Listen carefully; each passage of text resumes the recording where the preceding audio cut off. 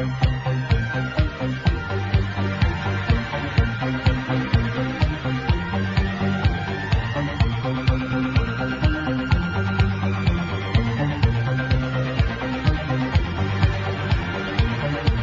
the high desert and the great American Southwest, I bid you all good evening, good morning, good afternoon, whatever the case may be, wherever in the world you are. Every single time zone covered by this program, Midnight in the Desert. I'm Art Bell. Now, this is going to be an interesting night in all kinds of ways, so prepare yourselves. And number one, we have rules. Not many, 2 of them. No bad language because we don't need it. And only 1 call per show. Those are the rules. That's it. Simple. I want to thank, as always, Telos for the great sound. And by the way, we are re-encoding the archives. You may have noticed, because I'm going to call attention to last night's show. Boy, am I going to call attention to it. That the last night's show is just spectacular in a great way above the others in the archives. And by the end of the weekend, all the archives will sound that way. They're being re-encoded. I think you'll like it. But Telos makes a year that gets it, sounding so good. Keith Rowland, 20-year webmaster. My producer, Heather Wade. If you have a suggestion, send it to producer@artbell.com. The BellGab website. Very vaguely lovable people. Midnight in Desert, people love Art Bell. Stream guys, they get, the stream out to you. LV.net gives it to the stream guys. And Peter Eberhardt sells whatever we have to sell, which is only about 6 minutes of commercial time per hour, so your commercial gets heard really well. All right. Last night, and it hasn't happened a lot in my broadcast career, but last night I was had. I was really had last night, and I must tell you that, like many of you, I went back home last night shaking my head, going, what just happened? And it worked on me. I couldn't sleep. I thought about it.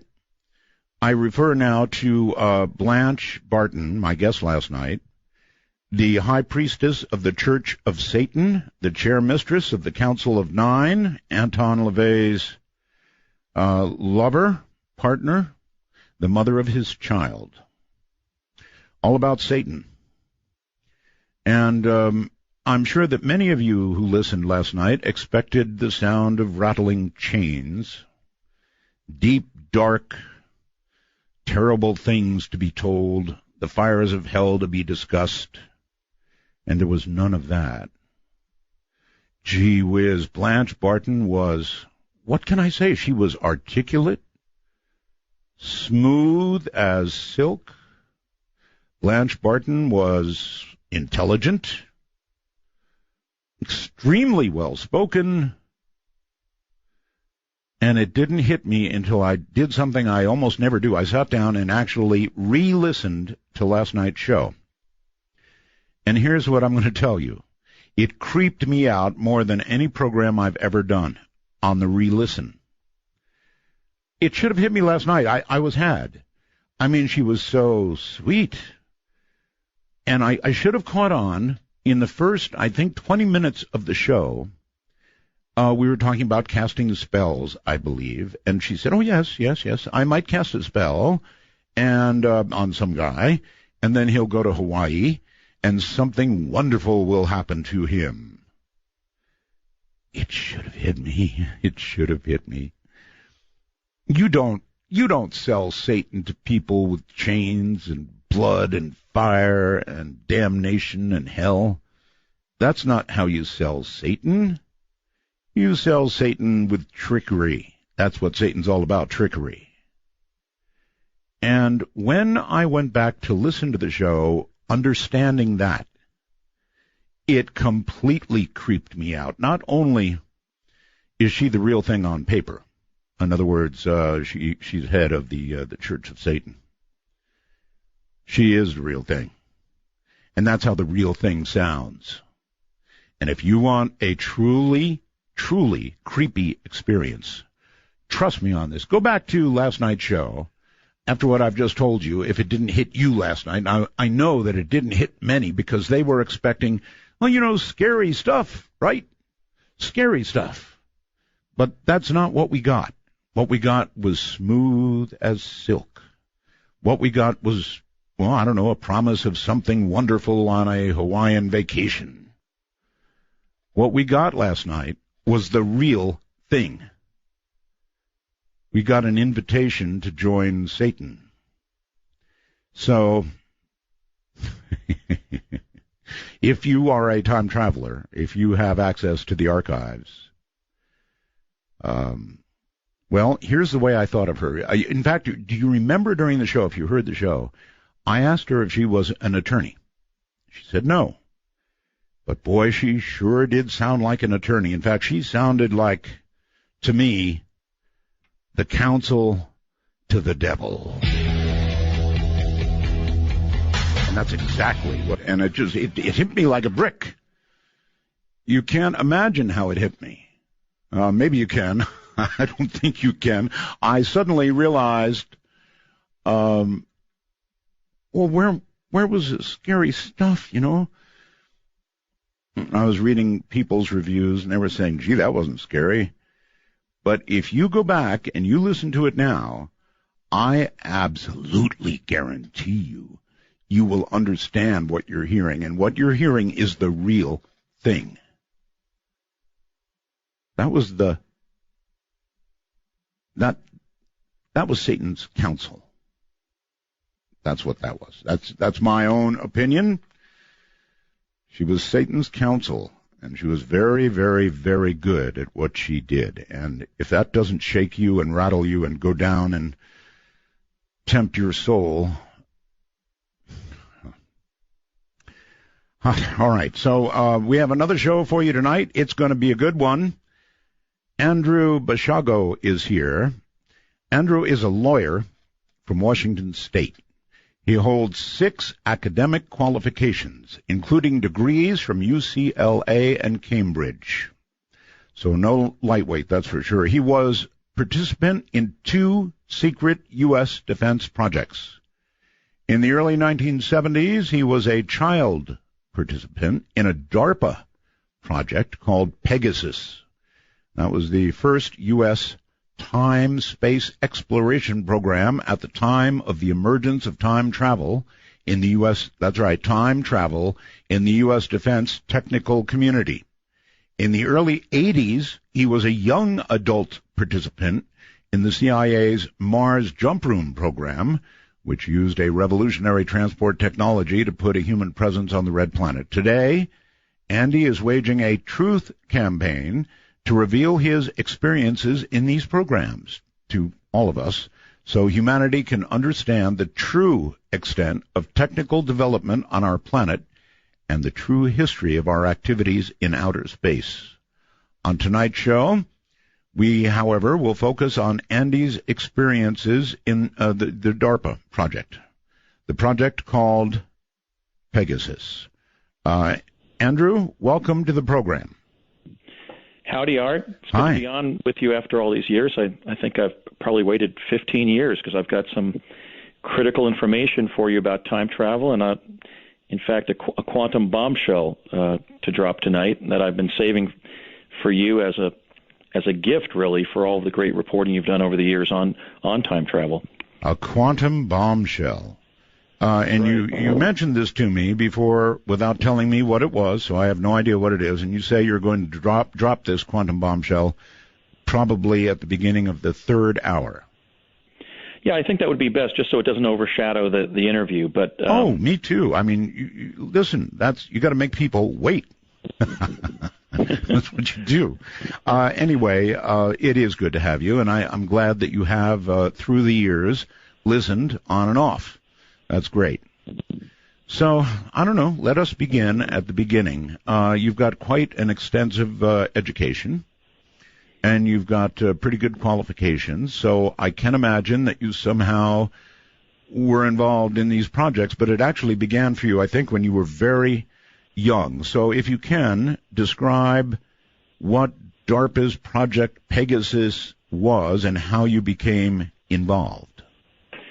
DARPA was a classified defense-related research and development project under the Department of Defense. Specifically, the coordinating agency was DARPA, the Defense Advanced Research Projects Agency. Mm-hmm. But there was multi-agency development, and the primary defense contractor involved from the private sector was the Ralph M. Parsons Company, one of the world's leading engineering firms. Okay. And it sort of cast an umbrella. It was an umbrella agency, but it cast a kind of a net into which they were putting anything and everything that would yield a time-space exploration capability.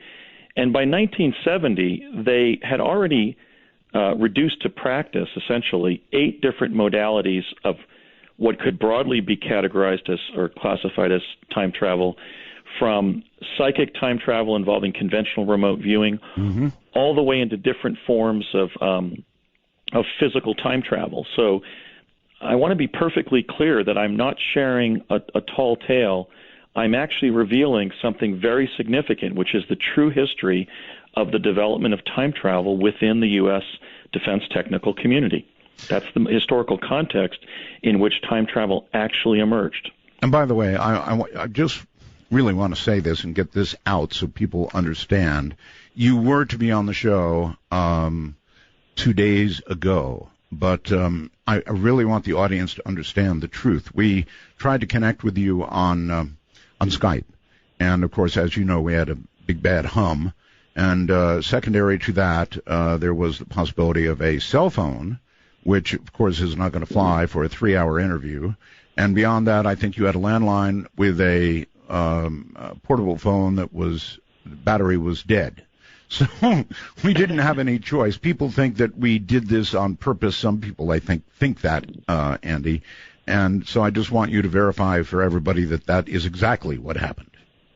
Right. I think something about the momentousness of tonight's discussion between the two of us maybe was throwing some of that energy backward in time and sort of circumvented the technical infrastructure we needed to do a great interview tonight. So I'm glad that we did postpone and reschedule for tonight. So what actually happened is you went out and bought a landline phone, plugged it into the wall, and that's how you and I are talking right now. Correct. Okay. All right. So they had all those modalities for looking into time travel. Now, what DARPA does is, in fact, look into these kind of weird, edgy things. That's what DARPA is all about, right? Right. DARPA's legislative mandate from the United States Congress is to prevent military surprise. So ultimately, or initially, I should say, the time travel project began after the famous July 1952 overflight of our nation's capital by 9 extraterrestrial craft that were clocked at Langley Air Force Base at traveling at 7,000 miles per hour, which exceeded our flight capabilities, our jet aircraft capabilities of that time. Sure. But those extraterrestrial crafts. Now, this sighting was reported on the front page of the Washington Post. Oh, actually, people can go back and you can get a front page picture of the Post, and you can see these UFOs or whatever they are, just as you described, going right over the Capitol. That's a fact. Right, and what they were also seen doing was disappearing in one location in the sky and then reappearing elsewhere, and we concluded that our extraterrestrial visitors were in possession of time travel, basically of teleportation. So my late father, Raymond F. Basiago, had been working at Okanite Company in Paramus, New Jersey. And in October of 1952, a U.S. Air Force colonel showed up at his desk at Okanite and ordered him to report the next Monday to the Curtiss Wright Aeronautical Company facility in Wood Ridge, New Jersey, where my dad designed the metal alloy by which the ramjet plane would not melt from friction in our atmosphere as a result of contact with molecules of air, and would also not melt when it went outside of our atmosphere from friction with space dust, because the goal of the ramjet project was to essentially chase these extraterrestrial craft away from Earth. And that was my father's entry essentially into the classified defense-related research realm, the Black Project realm. And at this point, how old were you? Well, in the 50s, I had not yet been born. I was born on September 18th of 1961 as the youngest of 5 children. So my father married in 1955 after 3 years at Curtiss-Wright. And then he entered a very creative period of his career that's essential to understanding how Project Pegasus fell together. Okay. He was working from 1956 to 64 after leaving Curtiss-Wright. He was working at the Thomas A. Edison Research Laboratory in West Orange, New Jersey. Now, this was not the historical Edison Labs. It was a kind of a think tank that was pioneered by Neil T. Williams, my father's essentially his supervisor and his co-inventor of several electronic patents of that era. And it was a very prestigious think tank. For example, 2 desks over from my dad was J.B. Johnson, who essentially made the timeline of key discoveries in 20th century physics by discovering signal-to-ground noise, basically Johnson noise, what we might call white noise, in 1928. Foster C. Nix, the prominent solid-state physicist, was also in this small lab in West Orange. And much of what my dad did were higher-end math problems that were a result of the development of different electronic components that were then being developed by that particular think tank, primarily staffed with electrical engineers. But then at some point, he was asked by the United States government to repeat Nikola Tesla's teleportation experiments that Tesla had been tinkering with since his famous stay in Colorado Springs, Colorado in 1899. That was, in fact, the beginning of what would become Project Pegasus. All right. Well, you're telling me something I didn't know. I had no idea Tesla had been tinkering with teleportation.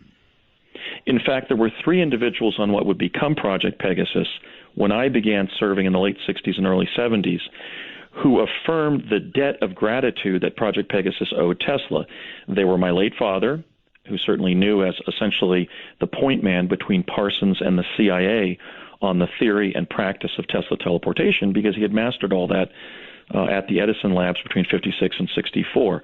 That was also confirmed by Jack Pruitt, who served as a team leader on Project Pegasus, and according to Nichols and Moon, I think it's quite probable or quite believable, served as the research director for Project Montauk later in the early 80s. And the debt owed Tesla was also affirmed by a very distinguished member of Pegasus, and that was Dr. Robert Beckwith, who would go on to earn, I think, perhaps 20 patents, U.S. patents, on some of the most advanced electronic components that would be bought up by Robert Noyce and would become what we now call Intel Corporation. All right, so Andy, you're describing this, aren't you, as the real Philadelphia experiment? Right. I want to make it completely clear, and also I want my critics to know that I'm sharing this information because I felt that I was under a moral duty to do so. When I look back around 2000, at that point being a fan of the Art Bell Show for, I think, 12 years, I think since the late 80s, I would listen to the different time travel guests and think about what I had been part of, and I thought, my God, my status would be sort of like having been an office boy for the Wright brothers when they developed flight. I mean, I have the inside account. This was the project in which time travel was actually developed. Now, there was a Philadelphia experiment, but the one that we know is a cover story that was scripted by the Office of Naval Intelligence to de-link the 3 critical connections, between the 3 elements, namely Tesla, teleportation, and the Los Alamos physicists. What would become Project Pegasus and the real Philadelphia experiment was the secret twin of Project Manhattan, the atomic bomb project.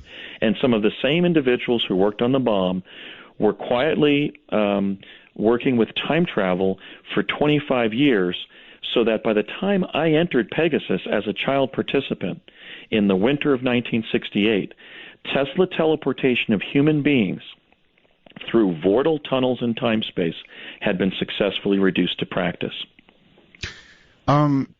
Question for you. I, of course, had a number of interviews with regard to the Philadelphia experiment. And some of the technical details were revealed. And I'm recalling rotating magnetic fields and all the rest of it. And it does, frankly, Andy, sound an awful lot like the same kind of technology that one might imagine could be applied to travel in time. Yes, but the story that has been propagated is a cover story. And there were critical differences in terms of what really happened. And our informant on this was somebody who was telling this story when I was a child on Project Pegasus in the late 1960s and early 1970s. Mm-hmm. And in 4 interviews, 2 conducted by myself, 1 conducted by the writer Alexandra Bruce, and 1 conducted by Ken Thomas, the great crusading journalist at Steam Shovel Press.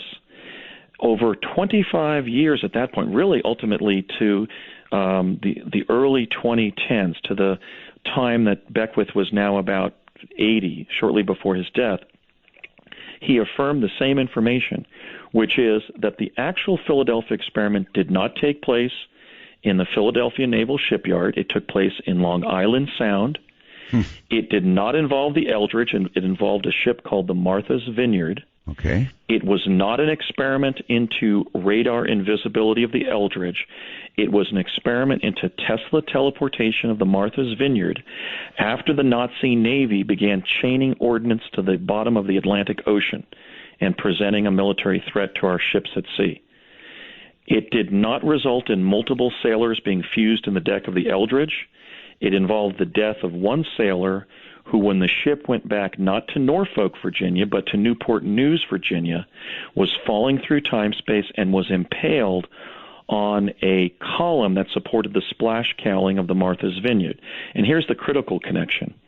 Inside the captain's mast of that ship, the Martha's Vineyard, was not Albert Einstein, as some have speculated, and was not John von Neumann, as was part of the cover story that was propagated, but were the Manhattan Project physicists J. Robert Oppenheimer and Dr. Edward Teller, and I can say that I met the latter during my childhood experiences in Project Pegasus. So we've gotten the gist of the fact that there was an important time travel experiment, or an experiment that accidentally yielded a teleportation capability, but it is a false story. It is naval disinformation. The actual Philadelphia experiment is such as I just described. Wow. And all of this information came to you from your father? No, that particular information was it was the content of frequent soliloquies delivered by Dr. Robert Beckwith at lunch in Albuquerque when we were sharing a meal with our colleagues on Project Pegasus. Individuals like the science director of the project, Dr. Harold Agnew, when he was the director of the Los Alamos National Labs. Mm-hmm. Teller was sometimes at lunch. I remember several lunches that Dr. Iben Browning attended when he was the director of science and technology for CIA. Beckwith was obsessed regarding the real Philadelphia experiment, and he was constantly correcting those present so that they had the critical facts of what had happened. Years ago, to Al Bielek, describe technical details of the Philadelphia experiment, which you now say was kind of cover for what was really going on. Is that fair? Yes, it's a cover story. It involved another ship, another technical process, but the critical thing they were concealing was the linkage between Tesla teleportation and the very Los Alamos physicists that developed the atomic bomb and continued to design more destructive nuclear weapons, in the latter half of the 20th century. Oh, yes. Okay. You describe 8 modalities. Correct. Is there a way to go through them fairly quickly so we can get a rough understanding what we're talking about? Especially if we conceive of it as a spectrum with, let's say, psychic time travel on the left, and then what I call physio-virtual kinds of time travel in the middle, and then into the physical forms of time travel. On the left side of the spectrum, the sort of the fuzzy logic side of the spectrum, right, we have psychic time travel in the form of conventional remote viewing. Okay. I can correct the historical record on that. Ingo Swann often claimed that remote viewing began at SRI in 1972. Right. However, I and my childhood colleagues, I like to say that we were small mediums at large. We were doing conventional remote viewing for the Office of Naval Intelligence no later than the fall of 1969, and in fact, we were tasked, and it makes sense why we were, because John McCain's father was then the commander of the entire Pacific Fleet of the United States Navy. We were asked to determine whether Lieutenant Commander McCain was in the POW compound known as the Hanoi Hilton, right, and if so, where he was in the building. I imagine they either wanted to bomb his location or maybe extricate him from that location. Okay, the very typical target for remote viewing. Right. We were doing conventional remote viewing for the United States Navy. Then they began manipulating our environment, or at least our perception. One of the things they were doing was spinning us, and by spinning us, inducing out-of-body experiences. During one of those OBEs, I came to a mechanical limit beyond which my consciousness could not go any farther. When I described that machine or that limit to the astral plane, this was a direct quote from the lady from DARPA who was debriefing me. Yeah. She said, "Others have described it. We think it's the technical infrastructure that's propagating the hologram that we find ourselves in. We're calling it the Matrix." And this was upon me returning to my body from an induced OBE, induced by being physically spun clockwise on my back beneath a spiral image on the ceiling at 33 rotations per minute, which is certainly a curious number in many ways. The Masonic connection, the connection to the recording industry with the 33 RPM records. But we not only were going out of body, but when I reached the physical limit of those OBEs one time, that's what the debriefing lady from DARPA said. And this was, 29 years before the production and release of the Matrix trilogy by the... Right, I can clearly see how the spinning you talked about, the physical spinning, could lead to an alternative, altered state, I guess.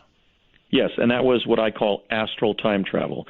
They deracinated our minds almost in a shamanic way, a very tribal way, and we left our bodies and went elsewhere, and then we were questioned about where we went. Got it. So that, again, is very fuzzy logic time travel. All right, we have a long way to go to get to 8 modalities here.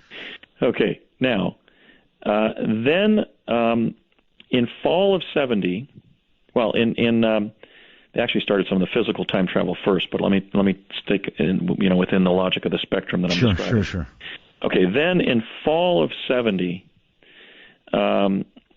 they took us to the general manufacturing company, the map-making facility of Standard Oil, which was then in, I think it still was until very recently, in Convent Station, New Jersey. Okay. And there they had a device called a chronovisor. A chronovisor is an electro-optical device that propagates a hologram that is so dense that it has the effect of lensing a non-local event into the laboratory, an event from what we would call the past or the future. If you stand away from the hologram, you can see something going on inside this cubical field of light generated from a crystal array in the ceiling that has either happened in the past on some timeline or has happened in the future on some timeline. So being able to watch the future or the past, was it actually controllable? Could you design what you would see, or was it random? Well, the chronovisors were still experimental when I was brought into the project officially in fall of 1969, the beginning of my third grade year. And they were trying to just focus the holograms. It was sort of like trying to focus an old-fashioned television image. They were going on the blink a lot. They were kind of wobbling and then blinking out. Got you. Now, the paradox, or the way in which the chronovisors became time machines, was basically as follows. When you stood inside that hologram, in other words, when you stood on the stage of the device and the crystal array was turned on above you with such brilliance that we were actually conditioned in a Pavlovian way not to look up at the light, because they knew we would be rendered completely blind for life. We would be blinded. It was so blindingly brilliant of a light. But so we were trained not to look up. I now have 2700 vision, so maybe my visual cortex was damaged by the chronovisors.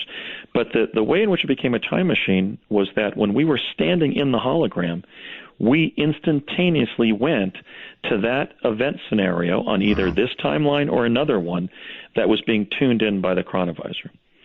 But when they were training us for the chronovisor, they were Question. somewhat I'm sorry. Question. Was it stable? Was it stable? By that I mean, you can imagine something like this. If it moved, shifted, or did anything wrong, you'd be in trouble. Right. When they turned it off, it would go randomly through different time-space images, like a psychedelic short feature. Got it. But when they were operating it, they could operate it on a standing basis and send us to specific periods of time. For example, I spent much of the first half of the summer of 1971 in New Mexico being sent to the mud in the street in front of Ford's Theater to walk into Ford's Theater on April 14th of 1865 to get behind the balcony seating that the Lincolns were sitting in and see who shot President Abraham Lincoln. And they must have sent me, 6, 7 times. In fact, on one of those jumps in the chronovisor, I looked to my right and I saw myself walking through the theater. And only later, on the 6th or 7th jump, I looked to my left and completed that meeting with myself. So there you go in terms of the paradox of sending the same person to the same event in time-space. There was actually a duplication of my own presence at that event. That must have been really weird to meet yourself. My God. Oh, yeah. I remember seeing myself on the right, and I thought I was walking along a long mirror looking at my image. But then the image of myself over on my right deviated over to the right, and I thought, my God, that's not my image in a mirror. That is me, right. Probably on a later jump. And then on a later jump, I realized, hey, there I am over on the left looking at myself. Okay, a couple of questions, if I might, please. Was your father at this point still involved in the project? Oh, my dad was one of the project principals on Project Pegasus. Okay, and you were, you were how old, please?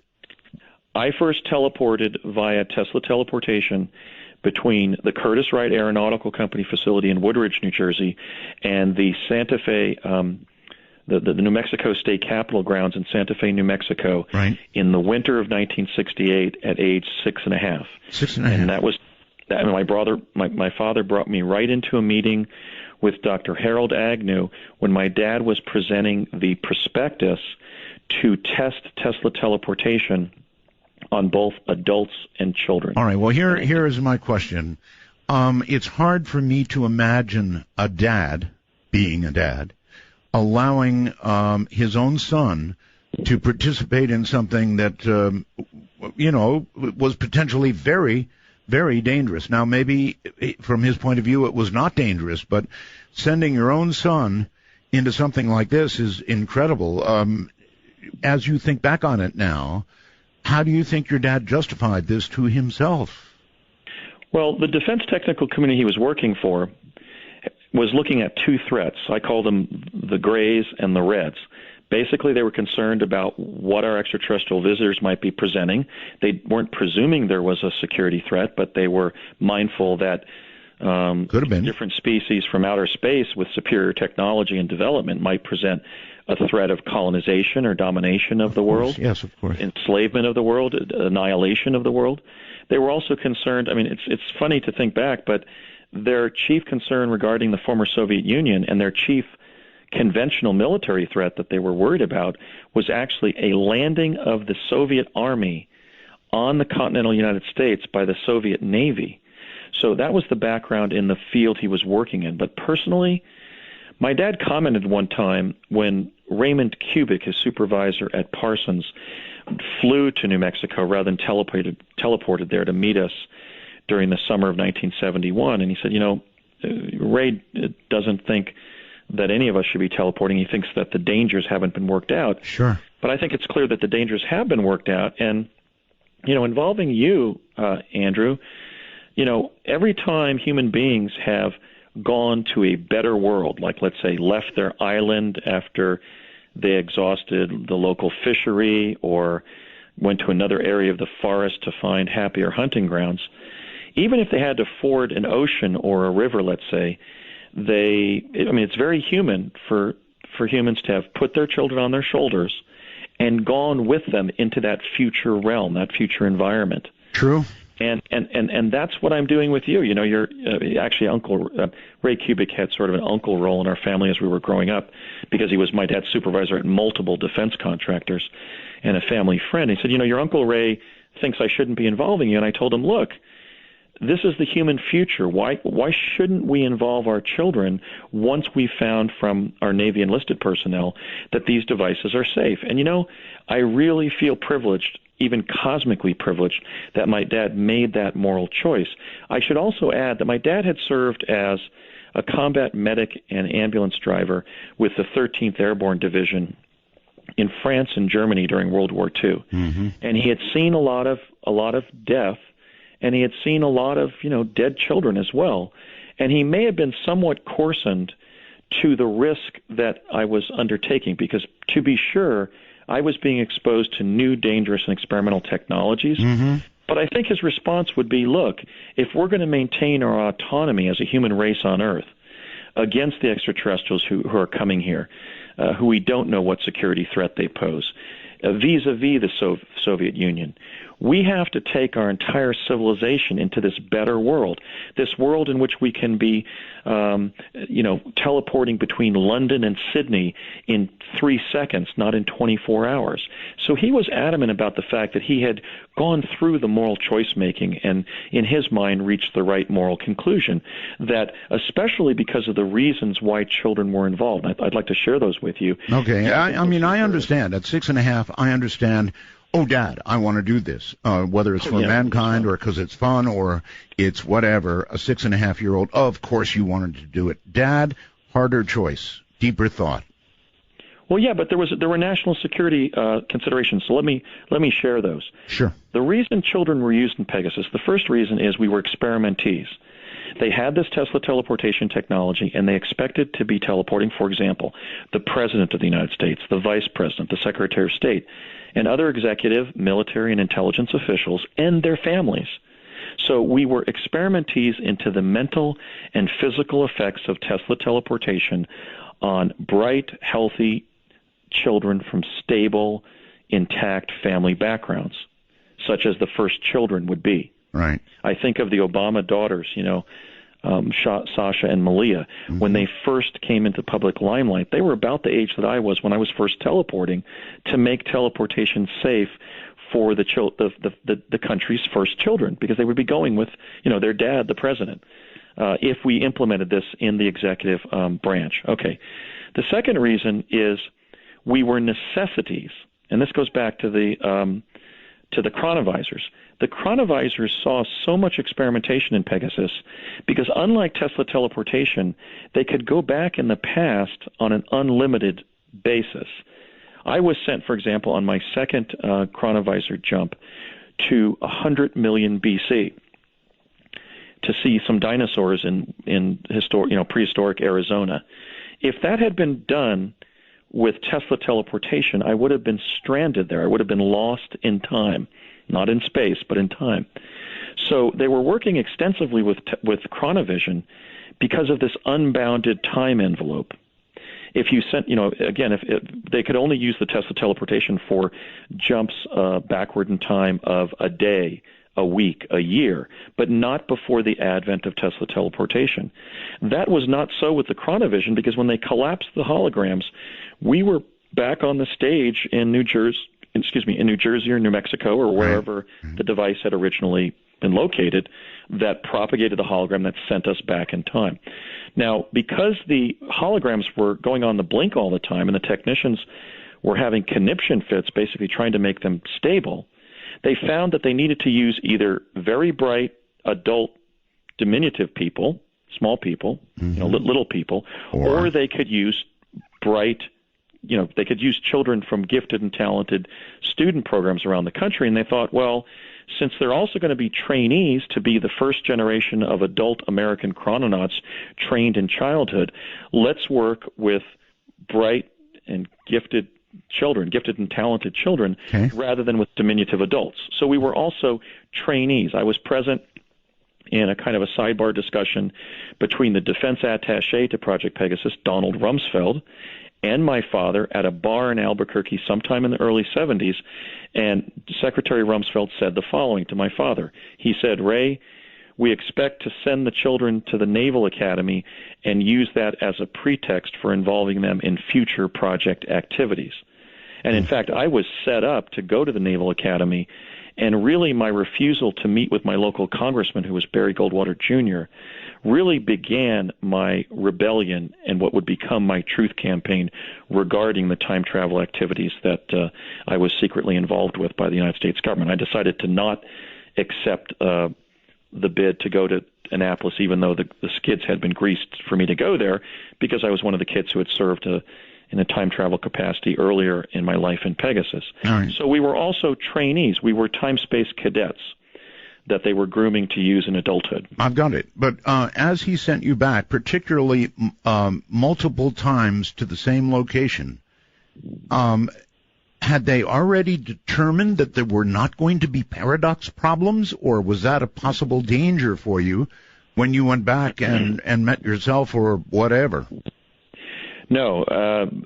After deciding that children had to be used, and my dad having the faith in me as a tough, blocky-headed, very bright young man, we were still dealing with the threat, in fact, of catastrophe. Let me just cite one example.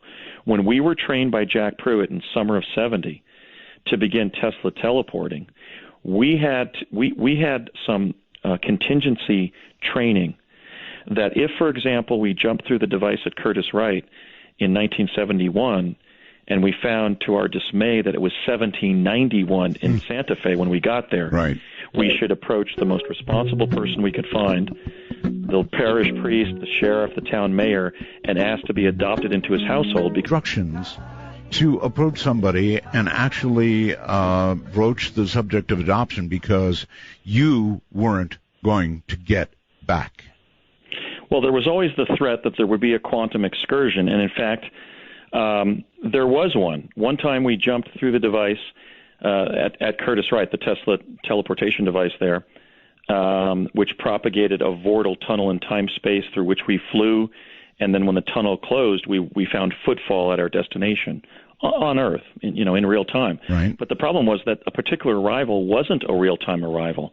We realized that the landscape around the Roundhouse and the other prominent buildings in the Santa Fe State Capitol complex there in New Mexico had changed. And so we asked some young people coming out of the Roundhouse at about 5:30 at night. We had milled around for several hours wondering why Jack Pruitt was not there and so forth, our contact. And we asked them what year it was, and they said, you kids don't know what year it is? It's 1991. So we had actually slipped through in a quantum excursion 20 years into the future. I was the captain of Blue Team. There were 14 regiments that were color-coded of 10 children, typically 8 in a group, and sometimes they would augment with the 9th and 10th child chrononaut. In this particular exercise, all 10 of us were there in Blue Team. And so I had specialized training to pull rank and lead the team in cases of catastrophe like this. So I asked to talk to the security chief for the entire New Mexico State Capitol complex, and actually his lieutenant showed up, and I said, "Are you the guy that controls security for the entire complex?" And he said, "No, that's my boss." And I said, "I want to talk to your boss." So about another hour later, it's now 6:30, 7 o'clock at the Roundhouse. We're still milling around after having jumped there in the late morning, like 11:30 or so. And I said to him, "Sir," I told him that we were attached to Project Pegasus. It involved teleportation, and there was a programmatic linkage to the Sandia National Labs because that's where the teleporter was that we were using to get back to New Jersey in the early 70s. And this man is leaning over, looking down at me kind of sarcastically, and I said, "Sir, I have to tell you, you can laugh, but at the end of the day, I'll still be 2,000 miles and 20 years from home." And then he got serious suddenly and said, "I will call Sandia." It's now about 7:30, 8 o'clock at night. A white van shows up, and a young man in his late 30s with a ginger-colored Van Dyke beard, a physicist type, gets out and starts taking roll of all 10 of us. Are you Andy Basiago? Sure. Are you David such and such? Are you Sharon such and such? Everybody was accounted for. He said, "Come on, kids. I'm going to take you down to Sandia, and we're going to try to get you not just back to New Jersey, but back to 1971." So we did have an accident. We had a quantum excursion where we were dealing with the paradox. In my own life, in 1991, I was simultaneously 29 years of age and attending law school in Portland, Oregon. The question is, were both those things going on simultaneously? Well, if that was 1991 on my alpha timeline, the same timeline I was on in 1991, the answer is yes. I would have been in two places at the same time, but at different ages. Okay, so what can you tell us about the problem of paradox in time travel? Is it simply not a problem as we imagine it to be, because you obviously were in two places at one time without apparent consequence? Well, I have very strong opinions about this, and I think the primary question that's asked is, can you go back and change the past? Yes. And that implicates the grandfather paradox, what I call the kill Hitler paradox. Would if you go back in time and kill Adolf Hitler when he's still an obscure Viennese postcard painter, how would you know about his rise to power? You'd prevent his rise to power, and you wouldn't know about him to have the motive to go back and kill him before his awful rise to terror, to political prominence. The grandfather paradox, of course, being if you went back in time and killed one of your immediate ancestors, what would happen? Would you suddenly blink out? Would a new timeline start? Would you be able to kill your ancestor to prevent your own existence? The answer to all of these questions basically is that in quantum physics, we have what we call the collapse of the wave function, which is to say that at a certain moment in time, the present falls into existence and then continues dimensionally passing through the time stream perpetually. Okay, so really what happens? I don't know if it's okay. You may have to break that down into English for me. I understand physicists, for example, theoretical ones, talk about instead of a paradox developing, a different bubble with a different timeline results. Is that what you're essentially saying? No, that doesn't happen. Actually, what happens when you go back and you try to change the past, you're in the original event. So the paradox actually is the paradox of retrocausation. Let me use an example.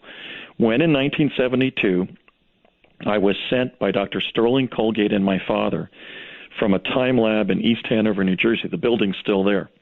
It's the brick daycare center at a Presbyterian church on School Road in East Hanover, New Jersey. Mm-hmm. That was a time lab in the early 70s. I was sent there via a technology called plasma confinement to the day that Lincoln gave the Gettysburg Address, which was November 19th of 1863. And I was photographed by a photographer that I think was Matthew Brady. It's disputed. Some people believe it was a photographer assistant of Brady named Bacharach.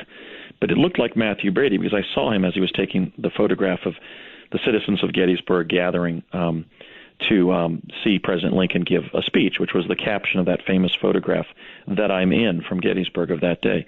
Now, okay, and by the way, that photograph, folks, if you want to go to artbell.com, we're going to have to slow down here a moment and tell them about the photographs that are on my website right now. This is really important to your story and to many people listening to it. So we've got the photographs up there right now. Well, the first historical one is my kindergarten photo, and that shows me about a year before I first teleported. That was taken in September of '66, and then I ended up teleporting from Curtis Wright to New Mexico with my father, as has been now dramatized on Fringe, where Walter Bishop, rather than Raymond Basiago, holds his young son Peter's hand rather than Peter's brother Andrew Basiago, and jumps through a teleporter. I think they have him walking through the teleporter in Fringe, but we were leaping into a field of radiant energy. So I provided my kindergarten photograph to your show just to show your listeners that I was about that young when we started these activities. I was only a year and a half older. Okay. Says you were 5 in this photograph, and then I turned 5 in September of '66 in kindergarten, and by the next school year, my dad was involving me in applied quantum physics. I was teleporting across the country, so I was teleporting at a very tender age, and that's why I selected that photograph. All right, now let's go down to the very important next photograph, and it is you. It says at age 10 in Gettysburg in 1863. And there's Correct. several things about this photograph that I would like to say. Number one, of course, it's not really clear enough that I could say that's you in the photograph. I'm sure others have said this to you.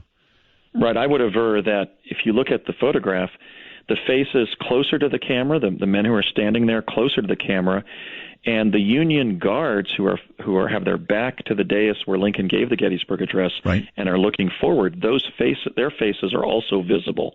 What we actually see surrounding my face is a blob, and that blob was produced by the fact that when the photograph was taken, as I described before we even photoanalyzed the photo, right, in my public lectures and my radio appearances, I was fading from view as the plasma confinement effect that was propagated by the plasma confinement chamber operated by Dr. Colgate in East Hanover, that effect was simply wearing off, and I was evanescing back to the present. Okay. Now, let's go through the anomalies, though, in that photograph. The first significance of this photograph is that until the John Richter photograph was discovered in 2007, this was the sole surviving photograph that showed Abraham Lincoln in Gettysburg on the day he gave his famous address there. Right.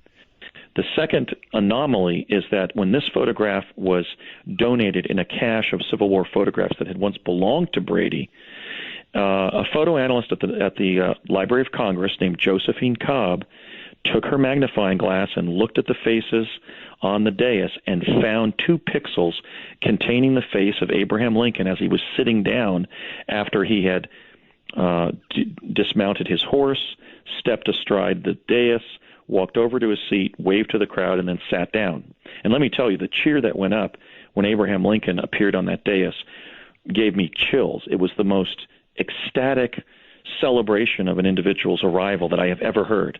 Clearly, Abraham Lincoln was deeply loved by the citizens of Gettysburg shortly before giving his famous address there, and four months after the battle there, in which 50,000 casualties resulted. Okay, Andrew, in the photograph directly to the left of you is what appears to be an entity. An entity of some sort, or something coming or going. It's obviously only half there. What is that? It's not a shadow or blur of a contemporary personage from that era. If you look at clearly and analyze that anomaly, it is a non-human being. It's a humanoid being that is not Homo sapiens sapiens. It's an extraterrestrial or an interdimensional that has highly articulated facial features that are not human. And this may explain why this is the only public historical photograph in the National Archives that has been classified. When my colleagues John Gannon and William Stillings went to the Library of Congress to ask to view the negative of this photograph, they were told they could not do so because the negatives to this photograph have been classified, Art. Wow. So I want my naysayers to ponder that point for a second. So the third anomaly is this entity standing next to me. And by the way, I was what? I was a fifth grader of normal height when that picture was taken. The being next to me is about, 6 feet, 7 feet tall? By comparison, I would say yes. Mm-hmm. Yeah, okay. Now, the other anomaly is that... And it does not look human, by the way. I agree with that. It doesn't look human. No, and what was I doing? I was visiting 1863 from 1972, and guess who was picking up on the interdimensional experiments that the U.S. government was doing? The beings that regularly travel in that non-physical realm, in that interstitial realm between timelines. Okay, so that's a non-human entity standing there. The other anomaly, the fourth anomaly, is the fact that this is the first bona fide image of a time traveler from the future taken in the past. Why can I say that? Because when this image was published in the early 70s in a popular magazine, we know it was, we think it was Life. It was also published in the September 1963 edition of the National Geographic. I took that contemporary magazine republishing of this photograph to my father, who was, again, he was the point man, the chief technical consultant between the Ralph M. Parsons Company and the CIA on teleportation. And on the Sunday afternoon when I found that in a popular magazine, I took it to my dad, and I said, "Dad, look, when the project sent me to Gettysburg, they got a picture of me there." And he looked at it and he said, "Yep, just don't talk about it." Okay, so here we have a defense engineer who spent roughly 1952 to 1984 working in black projects for the U.S. Department of Defense, who affirmed the fact that I was in the photograph. Why could he? Because one of the first people I met when I walked up to the dais where Lincoln was soon going to be arriving in 1863 was my dad, dressed as a Pennsylvania farmer, except the paradox was that he looked younger to me than he had looked back at the time lab in 1972, and he said later that I looked younger to him. Why? Older to him, because we had been sent to the same day in history from different years in the present. Got it. So he had been sent there, let's say, 1968. I was sent there from 72. So when we met each other as father and son in front of the dais where Lincoln would soon be arriving to give the Gettysburg Address, I said, "Dad, what are you doing here?" But he looked younger than he did back at the house and back at the time lab in East Hanover. And then he said, I looked older. And he said, that's when I discovered you were destined to be in the project. All right. I assume by now a lot of people have gone to artbell.com and are looking at these photographs. Now there is one more photograph below which says it is you disappearing as you return to 1972. So that's the fifth paradox, yes, in the photo. Very, very interesting photograph. And let me say, I was publicly lecturing about that fact until John Gannon and William Stillings enlarged the blob. And if you look closely, you can even pick it up. I can pick it up on my screen here in Charlotte, North Carolina. I'm sure your listeners can. If they scrutinize that blob of my face, you can see my entire teeth, including the roots of my lower teeth. That's correct, I can. I also see something that looks like moisture. Well, it was actually my protoplasm disappearing, and you can see actually through my right eye socket. That's my skull. But let's ignore the part that I claim is my skull. My teeth are much more clear. Now, wait a minute. The discoverer of radium, the Polish chemist Marie Curie and her husband Pierre, the Frenchman Pierre Curie, would discover she wouldn't be born until 1867, 4 years after that photograph was taken. I've got to admit, it's fascinating. Okay, so there wasn't any X-ray in 1863. That's right. There's no way that one of those historical, even if it was the best, let's say Hasselblad 8x10 of that era, you can get a blur from somebody walking while the film was being exposed, but you can't get a blob from somebody disappearing in situ. No. This clearly looks like some kind to artbell.com, and you will see a picture of Andrew. Click on that. When you click on that, you will be taken to you'll have his bio there, and then there'll be three photographs. One of Andrew at age 5, a year before he first teleported. Second photograph at Gettysburg in 1863. And third photograph, Andrew disappearing as he returns to the year 1972. So here we have some offered evidence. I understand what you're going to say, the same thing I'm going to say. And again, that is that, of course, it's very difficult to absolutely prove that it was you unless we can do it by dental work.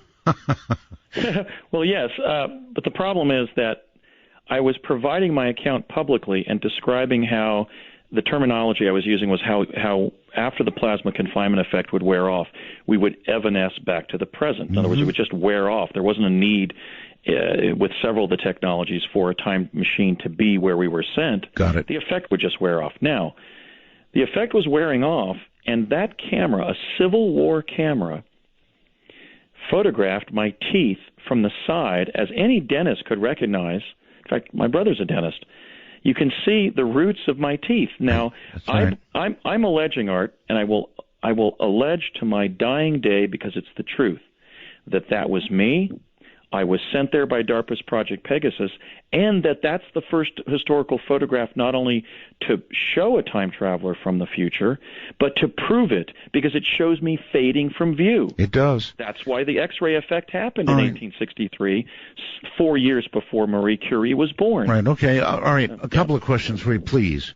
One, why did they send you back to the moment of the Gettysburg Address? Why? In other words, I'm trying to figure out why they picked the targets they picked. Well, when I was in the lab, my dad explained that it was basically an honor or a treat. He said, "Oh yeah, I had been time traveling for 3 years for the government, and he said, you've done everything we've asked you to do to the best of your ability, usually ably and well, and that included gathering intelligence in some cases."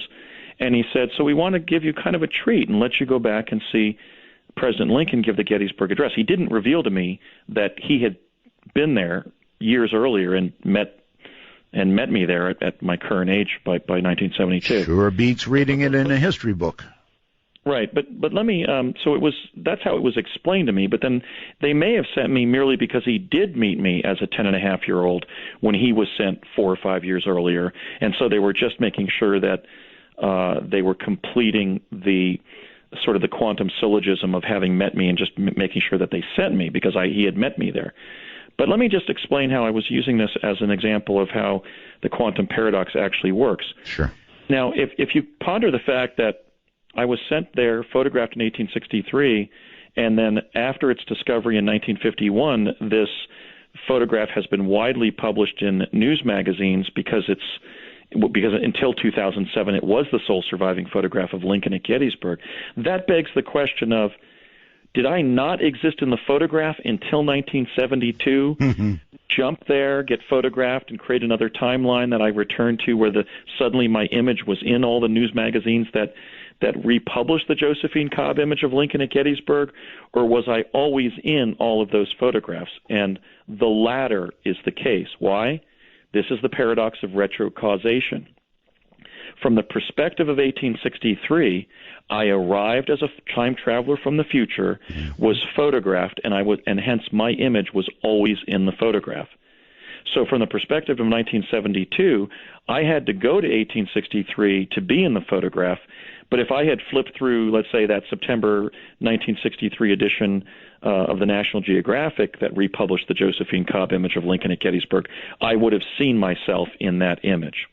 That is to say that the past is immutable in the sense that when you go back in time to change it, the sine qua non of time travel is that you're in the past event, the original event. Mm-hmm. So I challenge the notion of Schrodinger's cat and the notion of a second timeline breaking off, because when you go back to that past event, you're in the original event.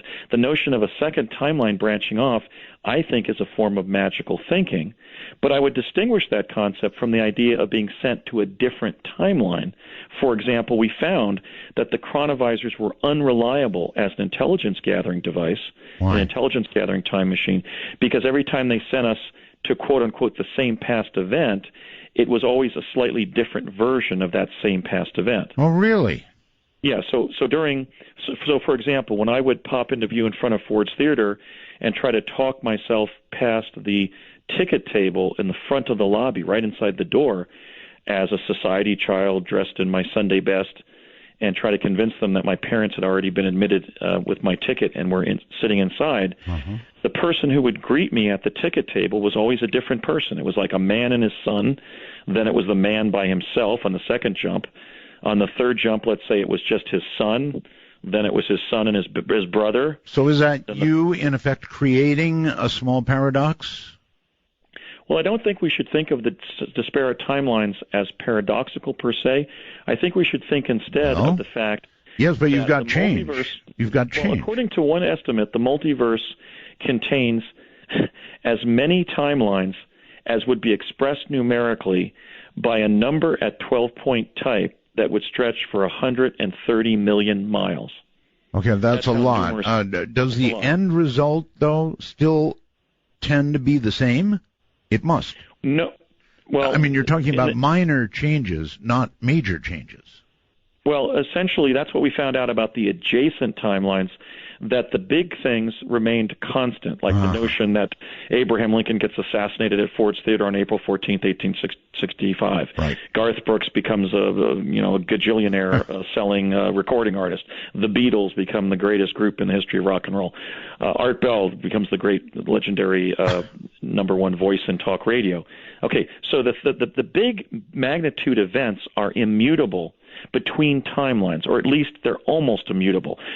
19 out of 20 times Barack Obama becomes the first African American to be elected president. But sometimes the big events change, but usually they don't. But what we found is the small interstitial events are highly mutable. So, for example, who was taking tickets that night that Lincoln got shot? On all of those 6 or 7 timelines I was sent to where he did get shot was always a different person. And my movement through the theater was always a different journey, but I was always there visiting the Lincoln assassination. But it's starting to sound pretty darn real to me. Andrew, I get these wormhole messages, and here is one. Apparently, all this began to gather intel, but at some point, you began to have vacations, essentially, in time, and in-person history lessons, I might add.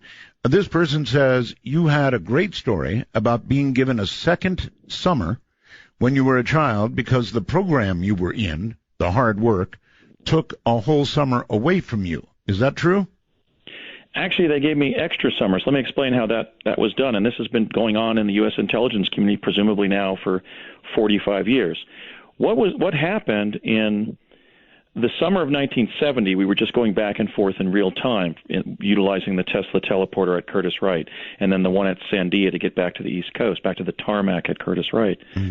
But then in the summer of 71, the summer of 1973 accessed from the fall of 71, and then the summer of 72, we teleported from New Jersey to New Mexico, spent an entire summer there, and then they set the device so that when we teleported back to the East Coast, we arrived about an hour after we had originally left, even though we had spent the entire summer in New Mexico. So I'm about 9 months older biologically than my ostensible chronological age established historically, because I was slipstreamed for those 3 summers. All right. I would like to ask about your trip back to Arizona. You said back to the dinosaurs. I mean, really, what was Arizona like then?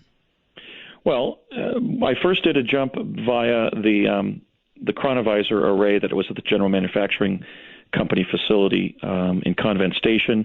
2 boys had come into the lab on their Stingray bicycles, two of my same age peers, right, on their Stingrays, so that they moved the chronovisor in to what was becoming the building that was undergoing historical renovation to become the Morristown Performing Arts Center, beautiful theater there in historical Morristown, which also happened to be my place of birth.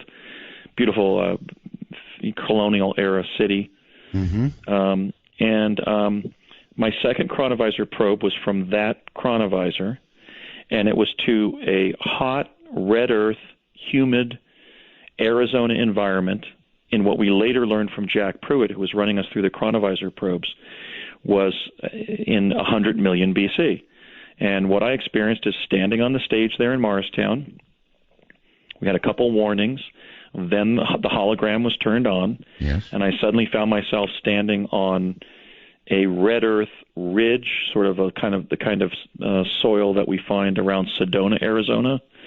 Very beautiful rust red environment, right? And it was very hot, and I was walking up this hill. I started to just explore up the trail, and when I got to the crest line, I looked in this grassy valley over on my right. And there were 2 huge long-necked dinosaurs that were chomping on what looked like blades of grass that were, let's say, 20 feet tall. And then I just was thunderstruck at what I was looking at. And then everything around me began to fade like a chalk painting on a sidewalk in Paris. What was that movie? I think Mary Poppins depicted something like that. But everything, just all the color around me just started to fade. And then I experienced about 90 seconds of being enshrouded in this field of supercharged particles called scintillation. And then I would see the other children popping into view as black body emanations at first, an elbow, a kneecap, an arm, a leg, a head, and then all of the scintillation would stop, almost like a visual pattern when you have a migraine. Kind of the shimmer would go away, and there we were back in fall of 1970. So in New Jersey. In linear time, you were probably there how long? On that one, the scene faded, so I had to be in fewer than 15 minutes. If we were in country, so to speak, if we were in situ for more than 15 minutes, a density effect would occur, and they would have to insert a portal into the hologram, and that was indicated on our end by sort of a soccer goal-like contraption that we were trained to run towards and run through to be sucked up in the Vortal tunnel and brought back to contemporary New Jersey via a teleport that they had opened up at the back of a dinosaur tunnel in a defunct New Jersey amusement park. I think it may have been the amusement park Bertram's Island, but in any case, there was a fake dinosaur tunnel with a metal dinosaur. we would run towards in the time space place we were, what I like to call a time place. Okay, wherever we were, if we were in for more than 15 minutes under chronovision, we would run towards that apparatus, feel a kind of a tugging into a tunnel-like effect, continue to run into deeper and deeper sand, and then we would realize we were in the dinosaur tunnel at the abandoned New Jersey amusement park, and we would wait there for about 10 minutes, and a van would show up and drive us back to the time lab in Morristown. When was your last time travel experience? Well, that all depends on whether we were time traveling when we were taking the jump room to Mars or whatever planetary environment they were sending us in the jump room program. It's disputed as to whether it was the actual Mars or not. Okay, well, I'm still willing to count that. So, what year? That would have been 1984, and then I took part in one technical exercise in spring of '89 during the second half of my first year of law school in Portland, where I was summoned by Courtney Hunt of the CIA to travel to Albuquerque, from Portland to Albuquerque, and then drive to Socorro, New Mexico, where I sat in a huge electromagnet array inside of a Quonset hut over near the High Explosives Testing Center in Socorro, because they were concerned that I would become destabilized in my time-space location. So he said, I know you're in law school, Andrew, but if you want to not go into the drink, you're going to have to do as I say.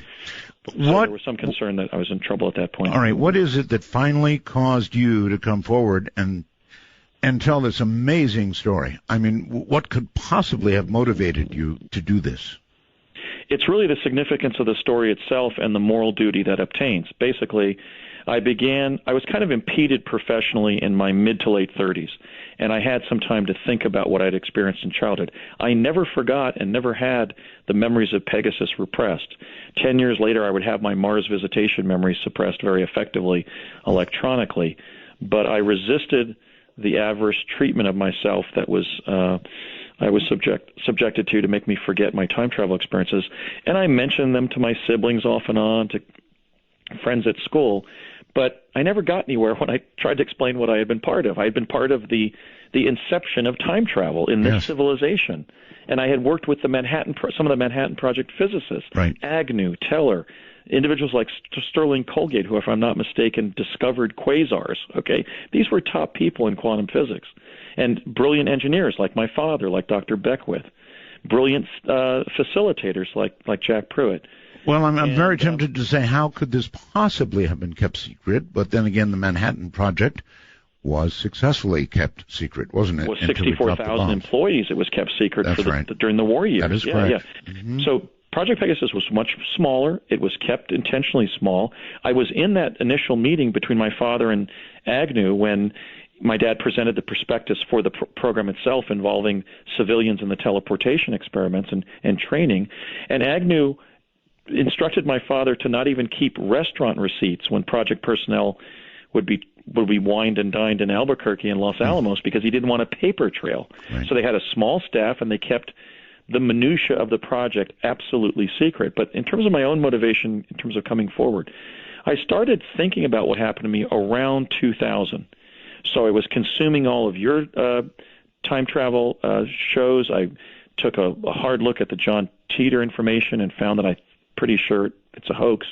But I was also processing my own post-traumatic stress and my own disbelief about what I was remembering. And I spent years calling people, putting in keyword searches in Google when I could link, let's say, a set of keywords like Agnew, director, Lannel, 1970, or Colgate, New Mexico Tech, plasma confinement, 1972. Let me ask this. There were many people that you've named that were involved in all of this. Have you gone to any of them and said, look, help me blow this open, please. The world needs to know. When I first called Dr. Agnew in 2000, he said, you're mixed up. And I said, what do you mean? And he said, this is a direct quote. He said, the teleportation project wasn't at Lannel. It was at another major lab in New Mexico. Well, of course, the return teleport was at Sandia. I interviewed people like Joseph Conason, who was one of my father's colleagues at the Ralph M. Parsons Company of Pasadena, California, which was really the defense contractor responsible for giving the United States government time travel. I spoke to him for a half hour on the phone and described everything I was remembering. He denied all of it and even denied ever being in New Mexico. And then he said, Andy, what are you going to do with this information about the teleporters, the chronovisors, being in this, black project like this? And I said, Mr. Conason, whose name I clearly remembered from my dad's talking about him and meeting him on the project, I said, I'm going to write a book, tell it all, and try to get it made into a major motion picture. And this is a direct quote from a career engineer at the Ralph M. Parsons Company, who I'm alleging was involved in the time travel. Now, can you understand that people listening to this right now might also consider that as a motivation for you to be telling, in quotes, a story? Book, motion picture. This is what. Hold on. This is what I've held off on completing my book and seeking selling my movie rights or producing my story for 15 years. I think I've earned my props in terms of not privateering. But imagine. Oh, you've earned your props tonight, right here. Yeah. You've earned your props. Don't worry about that. This story is told in a way that is very, very believable. I'm just saying, people might look at it that way, Andrew. That. You're going to write a book, perhaps have a movie, and they'll look at that as motivation. That's the case whether you have a true story or a fanciful one. But let me complete the story about Conason, because it'll give you a sense of what my investigation was like. Sure. He listened and denied everything for a half hour on the phone. I reached him when he was 90 years old in retirement in Beverly Hills. Wow. And this is somebody who spent his career at Parsons, which I might inform your listeners built an entire city for the government of Saudi Arabia, called Yanbu, designed and built the MX missile system for the Department of Defense. We're talking about real heavyweights in engineering. This is what Conason said to me. I said, yeah, and tell everything about the teleporters, the chronovisors. He said, a book, this is a direct quote, a book, a movie, nobody on the outside knows about that stuff. Okay, that's from the horse's mouth from Parsons, one of my dad's career colleagues at the Ralph M. Parsons Company. So next time your Southern California listeners drive past Parsons, look over and wave, because that's the puzzle palace where the U.S. time-space capability emerged.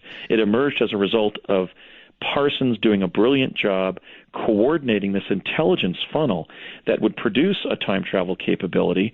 Ralph M. Parsons was so proud of his work that in 1972 he purchased what was then the world's largest private yacht from Adnan Khashoggi, the Iranian arms merchant. And what did he name it? He named it Pegasus 2. And that was on the Parsons website. Really? Back in the early 20s when I was beginning my investigation. And after that, it was nothing but the Earth giving up its time travel secrets. On my second major fact-finding trip to New Mexico in 2004, I even went into the special collections at New Mexico Tech, pulled the Dr. Sterling Colgate file, and found a newspaper clipping from 1972 that announced that Dr. Colgate was going to be giving a public lecture on what? On what I had already been stating he used to send me to Gettysburg in 1863. Okay. Plasma confinement. Right. I've got a question. Is it possible to bring physical items back? Yes, if you're the person carrying the item or the person carrying the thing jumps through the portal with you if you're in for more than 15 minutes via chronovision. That's one way. We can't do it with teleportation because you would get stranded going there and being in the past. Mm-hmm. But we could bring George Washington or somebody back, or let's say who was the man who got trapped in the whale in the Bible. Noah? Job. Job. Was it Noah? Job. Anyway, if we could open up a time-space portal, if we were to try to do that, we could do it by opening up a time-space portal via chronovision, inserting a portal, and bringing the person through with us. In fact, that happened several times accidentally when we were jumping back from the past, and we had to send the person back. We had to chronovize them back to their time-space. Probably had to have them see a psychiatrist as well. Yeah. Yeah. So, do you have any idea of what's happened since the time you exited the program, however that happened, and now? Is it still going strong? I think it is. Let me say what I know. Okay. I know that in 1972, we were all told that we were going to be separated from the project as a pro forma matter. The project would never communicate with us again, and if anybody asked them whether the project existed or we were part of it, they would deny everything. That's what we were told. We were then shoved off deck like surplus helicopters off of an aircraft carrier and never communicated with again, except for my one-off discussions with my father, Courtney Hunt of the CIA, and then, bless his heart, Jack Pruitt, who met with me shortly for a brief briefing in 2003 in Santa Fe with his late son, Glenn Pruitt, one of my same-age peers who actually succumbed to some of the physical side effects of the early days of teleportation in the defense technical community. So I was essentially separated from Project Pegasus in 72. Based on everything that was discussed in my presence, however, and I was often the fly on most of the walls, because when I was in New Mexico, for example, during those 3 extra summers, I was very frequently with my father when he was dining with his colleagues on the project, people like Rumsfeld. So I heard a lot about the future, about things that would emerge in the future, like 9/11, like the Internet, like an epidemic disease called AIDS, like ubiquitous cell phone usage, like the identity of future presidents, the Bushes, Bill Clinton, all 3 of whom I had lunch with when I was a kid on the project after they were told they were going to be president. So if I synthesize everything I remember overhearing, I think we're kind of at this place now in what evolved. I think the teleports were established secretly at U.S. military bases to do the first purpose for which they were using children, namely shuttle our executive branch officials around the world in a time-urgent way. That is to say that I believe that probably every president since Carter has probably been teleporting, and that the Air Force One footage, at least some of the time, has been staged. Are you in danger for telling the story? Yes, I met with a representative of the Executive Office of the President as my investigation was evolving in the early 20s. I met with a man, he was not identified by name, but by his job classification. I met him at the abandoned parking lot of the Wolf Creek Pass Ski Lodge north of Pagosa Springs, Colorado, right near the Continental Divide. It was June of 2003. There was no snow on the ground, hence no skiers, so we had a private outdoor place to talk that couldn't have been recorded. And he told me the following. He said, "Andrew, we don't know why you abandoned your career when you were potentially emerging as a prominent environmental lawyer. We're kind of mystified as to why you're obsessed now with your childhood time travel experiences, but we want you to know the following, that Project Pegasus existed, that you were part of it, that you're not losing your mind, you were legitimately part of it, it was a bona fide project, and that it involved the development of different time travel technologies. But we also want you to know, in terms of what's relevant today and for the future, that the Executive Office of the President wants you to know that if you continue to investigate, write about, or talk about the technologies, we cannot guarantee your survival." So, Art, I don't know whether that was a Rumsfeld scripted. Of course, Secretary Rumsfeld was then SecDef. He was Secretary of Defense at that time. He's been the longest serving Secretary of Defense under Gerald Ford and George W. Bush. Shell, yes. Shell, yes. It truly is, Art, so I hope you're sitting down. I am. Okay. Let me set it up properly so you can put it in proper historical perspective and personal perspective, because it's going to transform your view of the quantum hologram and your own place in it. Okay. And I offer it as a gift, certainly not as a criticism, but I offer it as a profound gift for your decades of great reporting in general, and specifically your coverage of the time travel subject, which I think is going to kind of define the 21st century. I mean, we're going to be teleporting in just a few years when this technology is declassified. I'm talking about the Tesla teleportation technology. How do you expect that to occur, by the way? Under proper presidential leadership, if I or somebody else has to bring it, I think it's going to require a president committed to doing it, to declassifying life-advantaging technologies rather than keeping them secret and pent up in the war machine, in the military-industrial complex that President Eisenhower warned us about in his January 61 farewell address. So you think it will take a president who decides the time is now? Yes, and that's why I'm seeking the presidency in 2016 as an independent candidate. But it doesn't have to be me. It could be somebody else. It could be Jim Webb. It could be Jeb Bush. It could be Hillary Clinton. But we have to do it. And you know why? Because if we implement Tesla teleportation, we will remove from the atmosphere 60% of the greenhouse gases that we create that we can affect. Of those possible presidents you just mentioned, Andrew, somebody who has done a lot of time travel into the reasonable future should know who's going to be president. Well, I did know some of the past ones, and I believe my colleague Alfred Lambermont Weber can confirm that I described the Obama presidency before it happened in 2008. Okay. I don't know all of them because I was just introduced to several of them. And for example, I had lunch with Bill Clinton when he was still in law school, or even earlier. I can't really date it. It was 69, 70, 71 in New Mexico, shortly after he had been briefed on his future presidency. But I don't know about the Hillary Clinton candidacy relative to nobody knows about that now. All right, so the quantum bomb shall proceed. Okay. I have to set it up properly, and that is that in the fall of 1971, my father was responsible for getting me through the teleporter at Sandia by 9 p.m. one night, which was some kind of technical witching hour that he had to do. But he was in the hallway regaling a young physicist, kind of a young Stanton Friedman, about the fact that we were teleporting. And this young physicist just couldn't believe it. He was asking about any medical side effects, how we were doing it, and so forth. So when I finally was almost picked up and carried by one of the ladies from DARPA, and I ran through the device at Sandia that night, I looked over at the standard clock on the wall, and it was 9:02 p.m. What ended up happening as a result of that, I don't know why, it was some kind of technical effect, is I began slipping. So, for example, when we moved to Southern California in 72, and I would be standing at my locker in junior high school in Chatsworth, California, I'd be putting my books in my book bag, and then suddenly all of the noise of the horseplay of the kids around me would suddenly stop, and the sound of them would actually be ringing in my ears.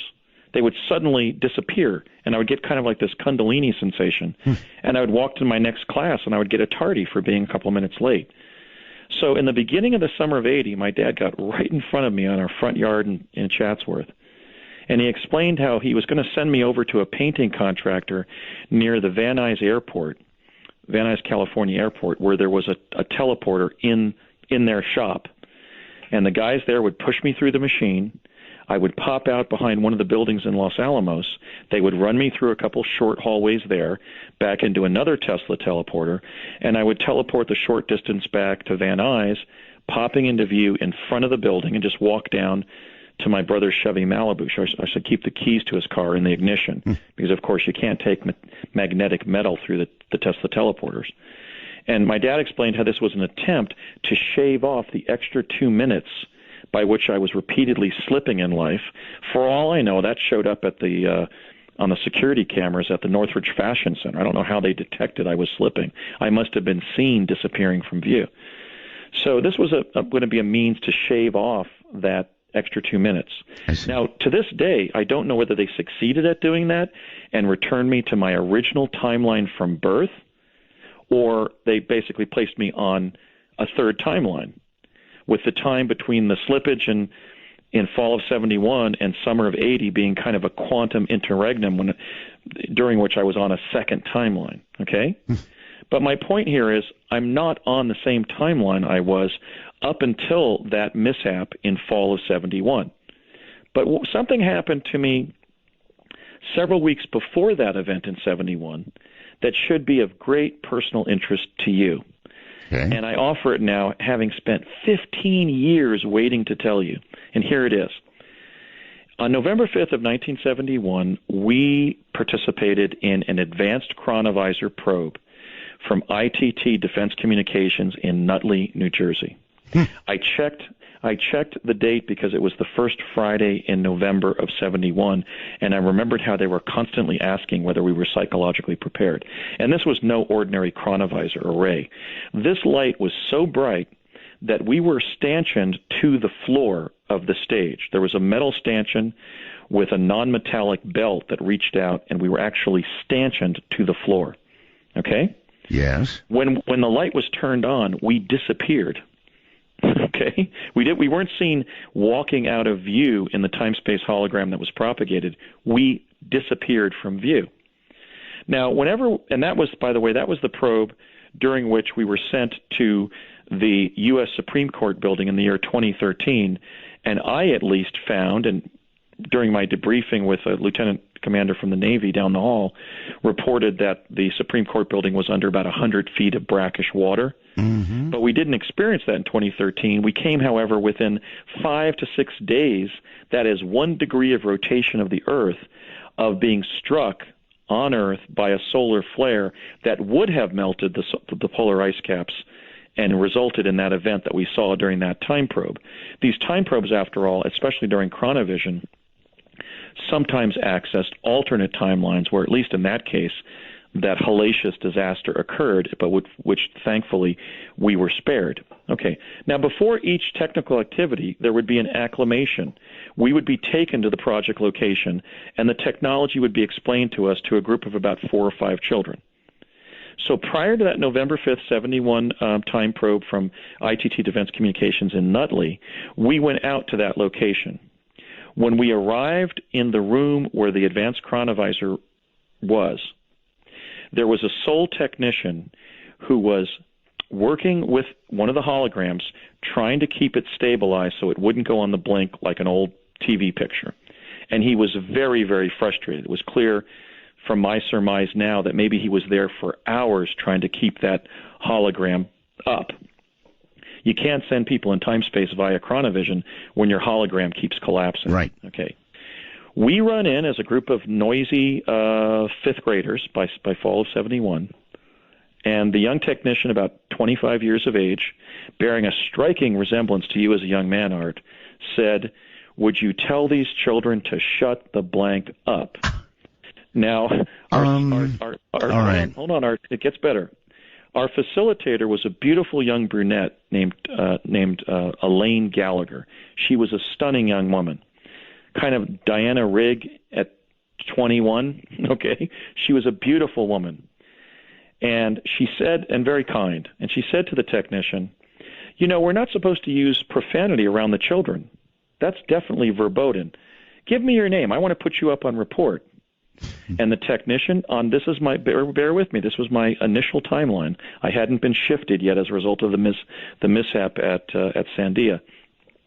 The young technician said, "Arthur William Bell III, but to a young lady as pretty as you, you can just put me up on report as Art."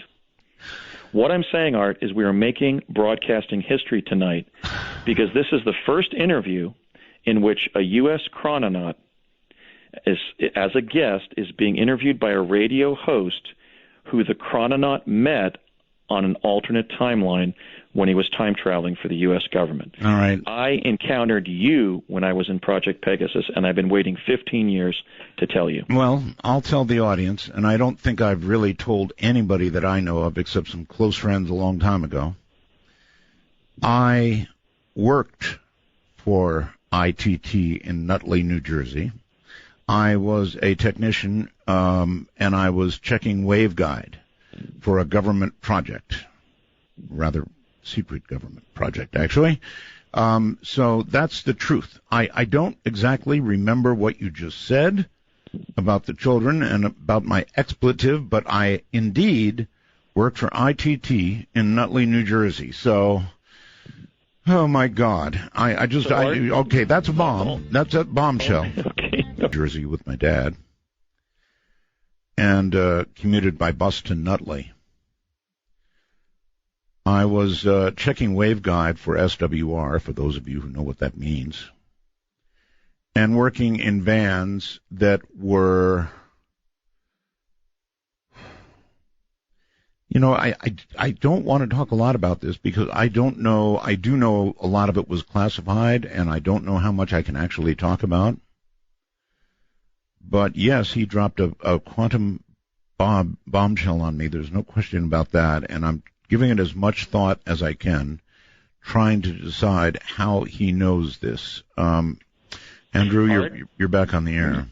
Yeah. I do apologize if it was personally shattering. But I think it's a perfect object lesson actually in timelines. The reason that I have this memory is because it happened to me, but we know it happened on the original timeline that I was on.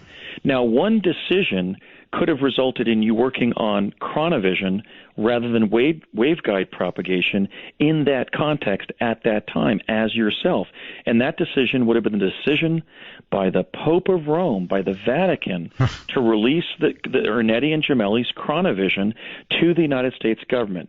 Chronovision emerged in the early 1940s in the work of two Vatican musicologists named Pellegrino Ernetti and Agostino Gemelli. They were distinguished Catholic prelates doing investigations at the Catholic University of Milan into the harmonic patterns in Gregorian chants. And when they made a change on a specialized microphone, something that Gemelli's father had said to him in childhood came through the device. And they realized, well, wait a minute. There's some connection obviously here to Agostino, but we've just created a portal of sound between the present and his childhood. We've just accidentally discovered a time travel device. Okay, so one decision could have governed whether you ended up working on chronovision or waveguide propagation at ITT Defense Communications at that time. But the reason that I know that you worked there is simply I met you there, and because of the way you responded to her statement that she was going to put you up on report, you kind of honorably defended your whole name, and then you kind of flirted with her and said, well, you know. I did a lot of that back then. Yeah, and it kind of fits. I think it listen, fits the level of personality. Andy, this is where we stop, and I'm going to open phone lines. Okay, you willing to face the public? Oh, absolutely. But I had to share that with you, and I think, again. Oh, thanks for blowing my mind. I know it would blow your mind, but we think of timelines as concrete highways, but they're not. They're holographic, so they're semi-overlapping. I will only say this. What we were working on at the time at IT&T was for NATO, and I'm going to stop right there. And, oh, my God.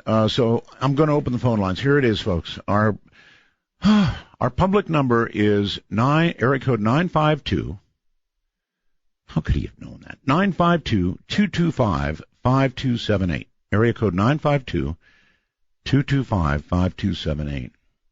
If you want to call us on Skype, you can do it. We in North America, Canada, it's MITD51. MITD51.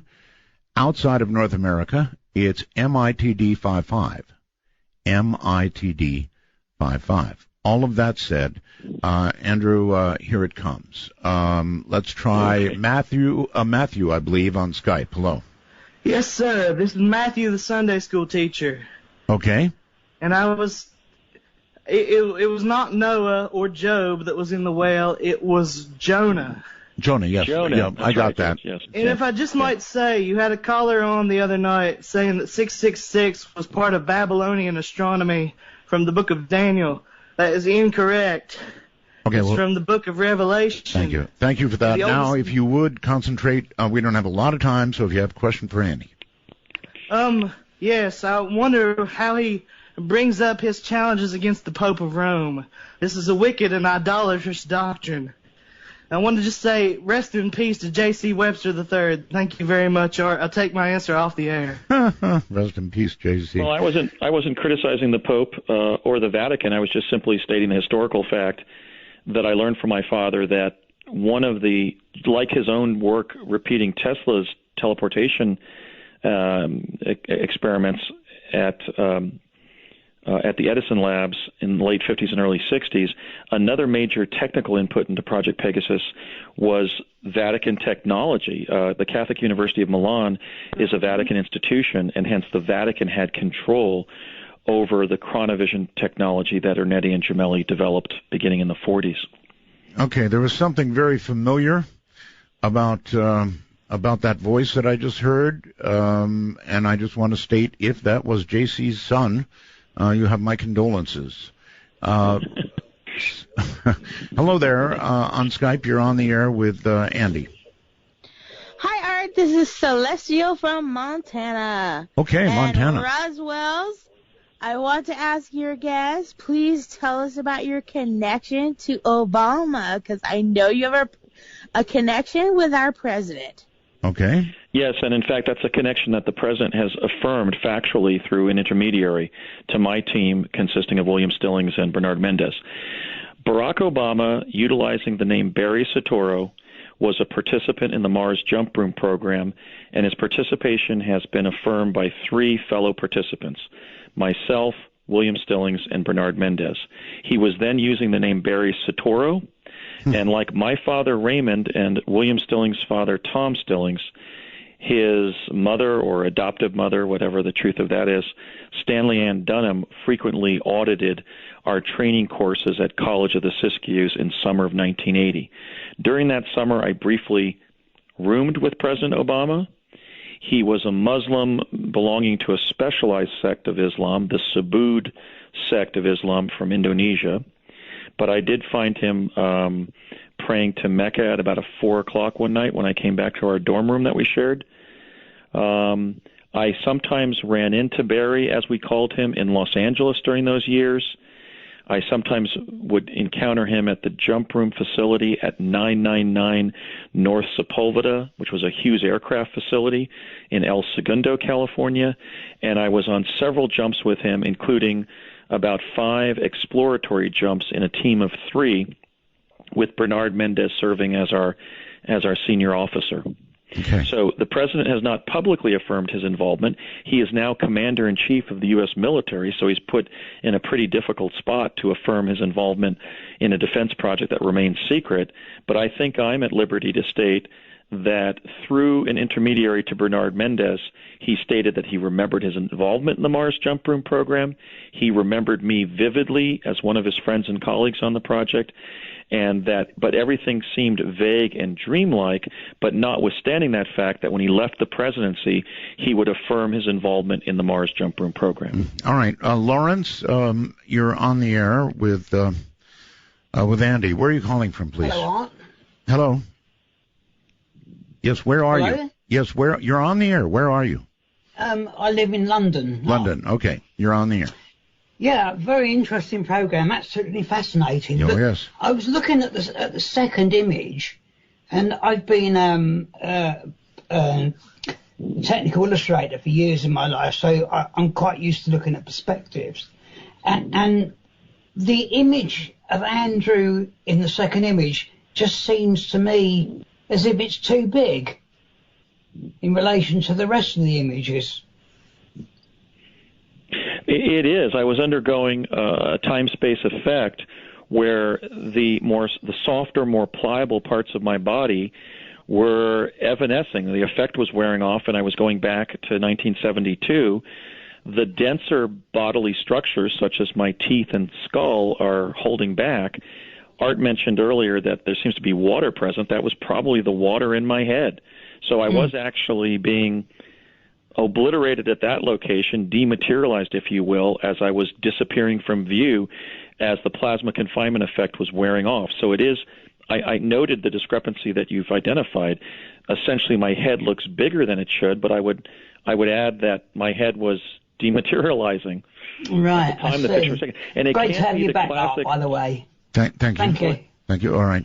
That's all he's got. Well, I was going to add, Art, that it can't be the classic Civil War era photograph of defect where somebody moved when the negative was being exposed, because that created a moving blur. What we see there is a standing fade, and there was no technology to produce that in 1863. All right. Not a lot of time here. Bellevue, Washington, you're on the air with Andy. Bellevue, hello, Washington, hello. Hello, my name is Matt. I'm from Bellevue, Washington. Mm-hmm.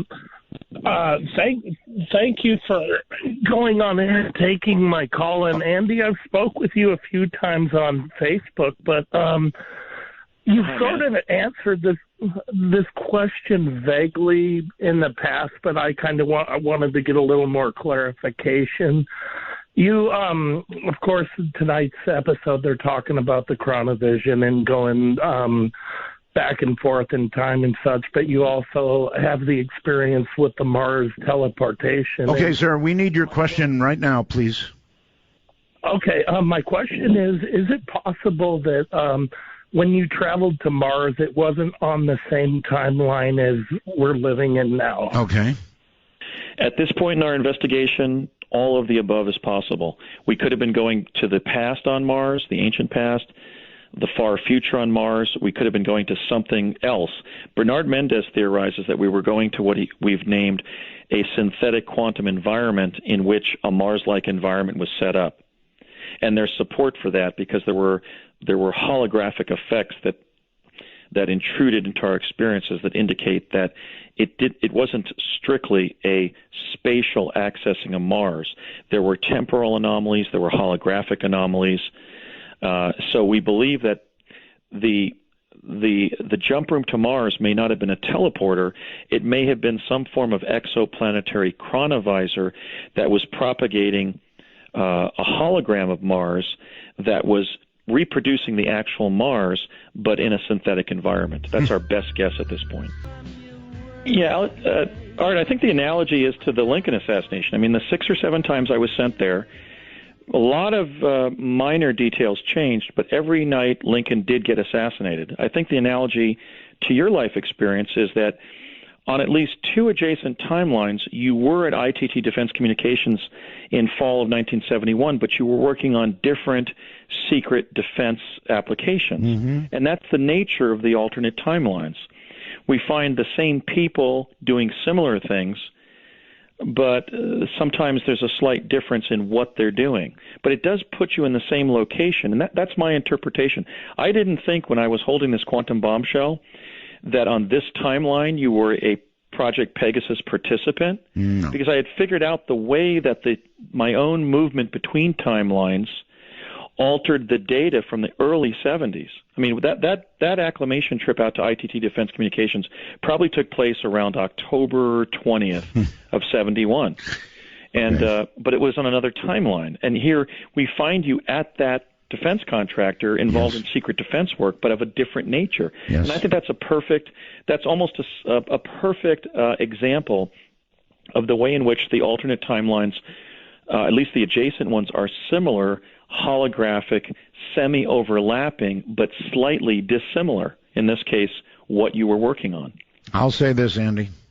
I talked about motive for a book and a movie. You sure as hell ought to proceed with it, because you definitely got it down. I mean, it's so believable because of the way you deliver with such confidence. And look, here we go. Biff, on Skype, you're on the air with Andy. Hello. Hello. I got a quick story from the Civil War photo. Actually reminded me of a story I heard from my great-grandfather. He was back in the 1890s, encountered a blacksmith, did a really bad job with a horseshoe. My great-grandfather was not a nice man at all, threatened to kill this blacksmith, and before he could do it, the blacksmith and a strange young man, they disappeared on a train, and I'm wondering if Andy knows if that's connected to Project Pegasus at all. I'll take my answer off there. All right. Thank you.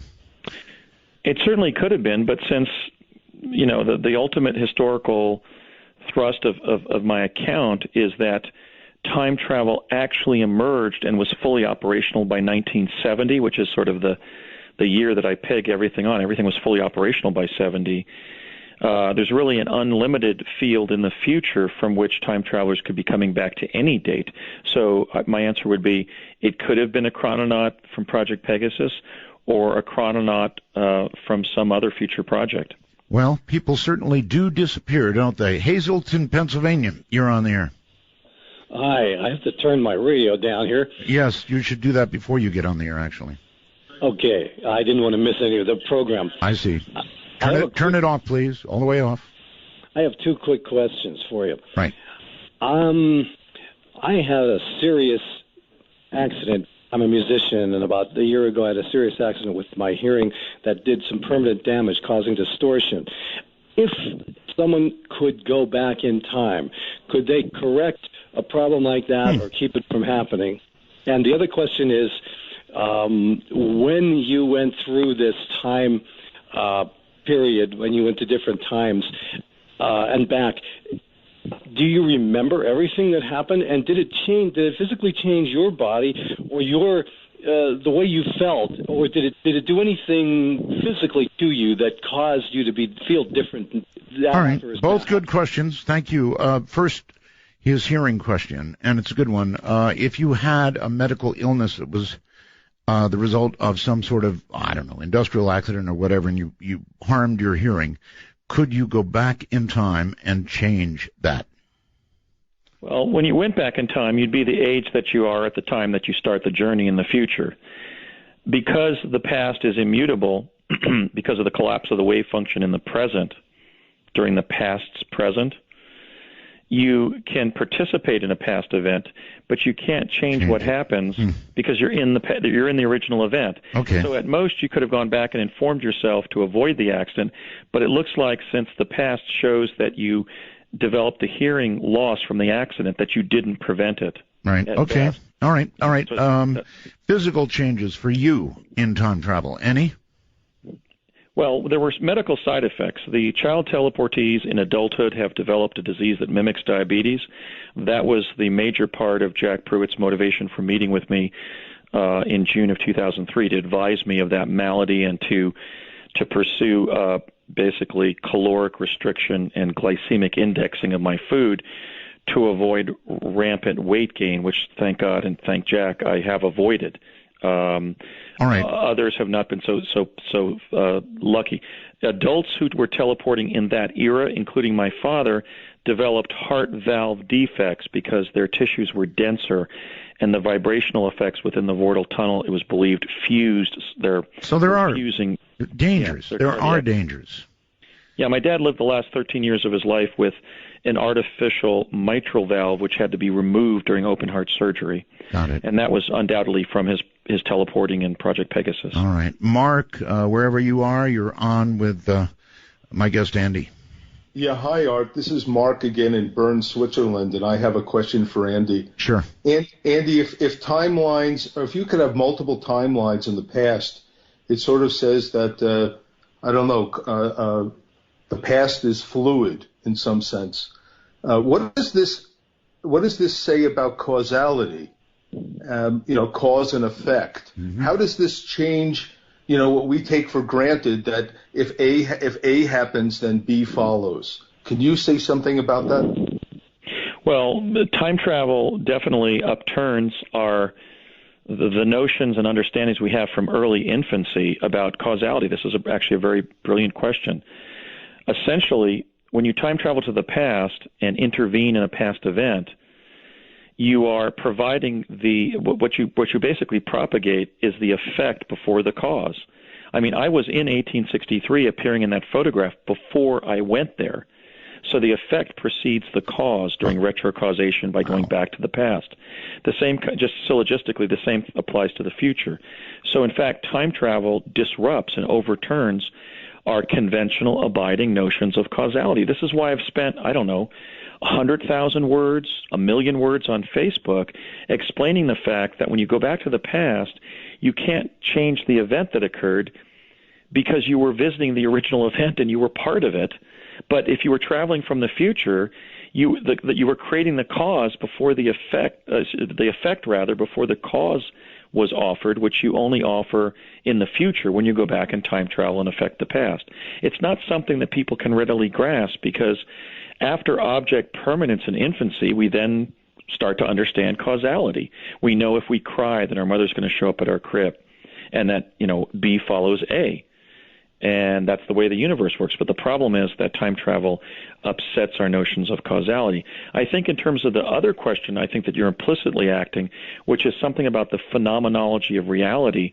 It really goes back to the Einstein-Heisenberg dilemma. Einstein believed that the world exists because we perceive it, whereas Heisenberg insisted that the world exists and we perceive it. I don't think that tautology has really been resolved, but I kind of lean towards Heisenberg, because I think even if I don't think about some aspect of the world, it has an a priori existence, and that's why I can sometimes perceive what's in the world, like what the Eiffel Tower looks like, or any kind of data point like that. All right, Mark. Thank you.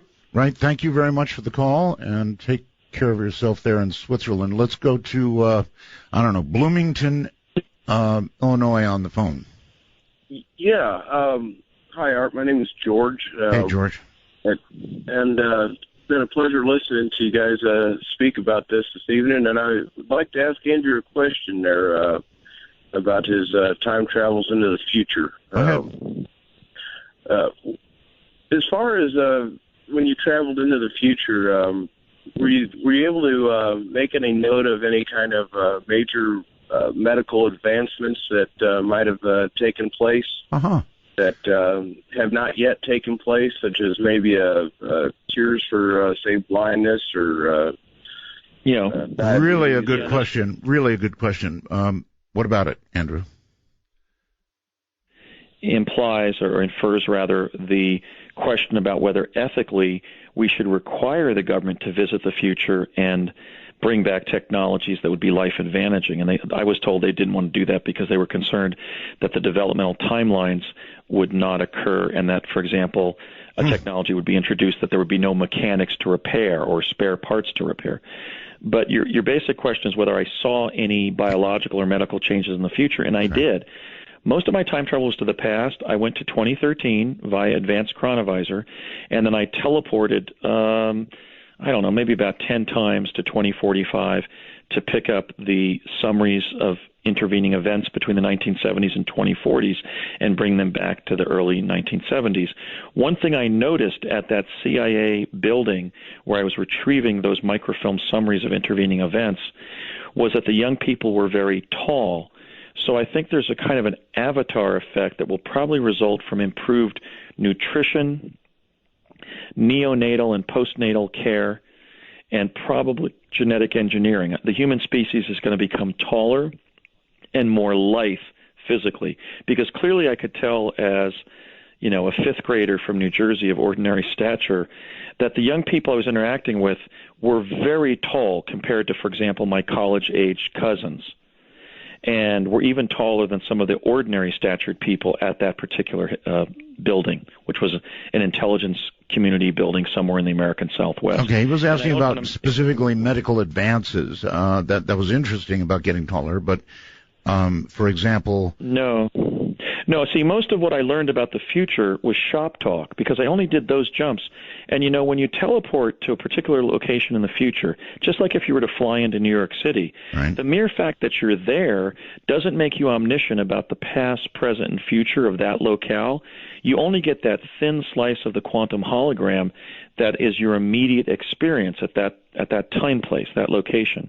So most of what I learned about what the future held relative to the early 1970s was what I overheard the adults in the project talking about at lunch, for example. All right. 9/11, so forth. All right. Yeah. Short on time. Jack W. on Skype. You're on the air.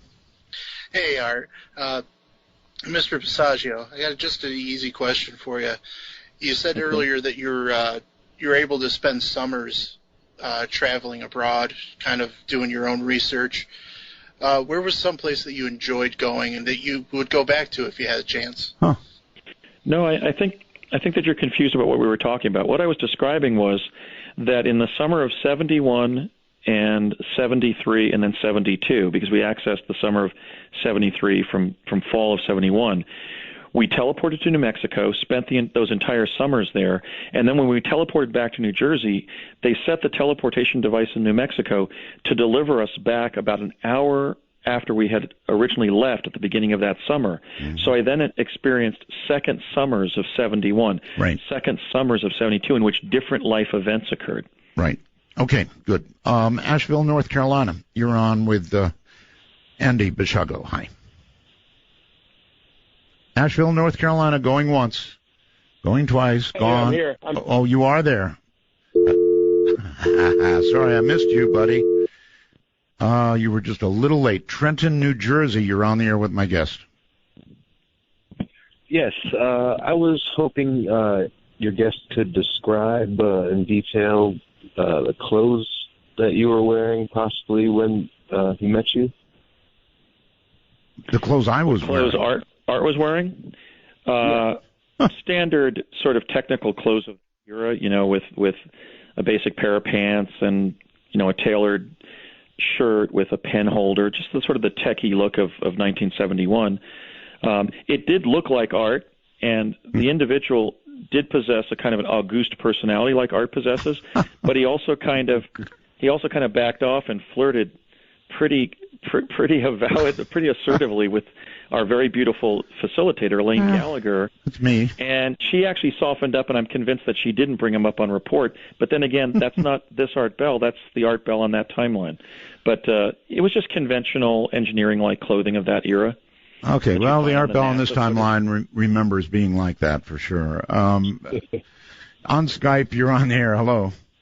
Hello, Art. Hello, Andy. Hi. By the way, that caller who was talking about the blacksmith was making a joke about a Back to the Future movie, the final Back to the Future movie, where he went and he talked about having a train. He was yanking your chain. Yeah, well, I can't resist. I haven't seen it, so I can't comment. Exactly. I've often wondered about the time travel thing. Shouldn't, like, those of us who aren't going anywhere be bumping into time travelers here and there? Like, in other words, wouldn't there be a cumulative effect of all these, more and more people doing this, and like more and more people bumping into them, such that it would kind of, become more known? It's a good question. I don't know how we would know we're bumping into them, but Andrew? That postulate, which comes up often, I think it was offered perhaps by Stephen Hawking even to debunk time travel, depends on the Blythe assertion, the Blythe corollary that time travel will become a widespread function in the future. I oppose that as a matter of law, policy, and philosophy, and I would actually enforce that ban as president, because clearly as I say often on Facebook, mass time travel by mass people on mass timelines would produce mass chaos. So, in fact, the reality of the externalities of having some people time traveling, for example, for the U.S. government, is that we would want it to remain a resource, an opportunity that would be limited in access by the public, or we would undermine the fundamentals of society. So the evidence really supports the notion that time travel per se will remain sequestered tightly within government circles. But what I'm advocating is the declassification and deployment of Tesla teleportation for real-time transport, which wouldn't involve an offset in time, but merely a more efficient way of getting from point A to point B. All right, Andrew, listen, we're out of time. Anything you want to promote? Facebook pages, web pages, your book, your movies someday? What would you like to promote? I'd just like to say it was a pleasure to finally appear with you and also to drop my quantum bombshell. I just really enjoyed the broadcast. I think it was a classic, and I just want to say that I'm so grateful to finally be on with you and to get so far into the material. I really don't have anything to promote except maybe my Facebook group, Project Pegasus, where a lot of my discourse on time travel goes on. But I will fight for the declassification of teleportation if the American people in their wisdom elect me their president. All right, well, good luck with that, and the Donald and Hillary and all the obstacles in front of you. Thank you very much for being here, Andrew, and looking forward to, I'm sure, another program one day. Take care, my friend. Take care, Art. Good night.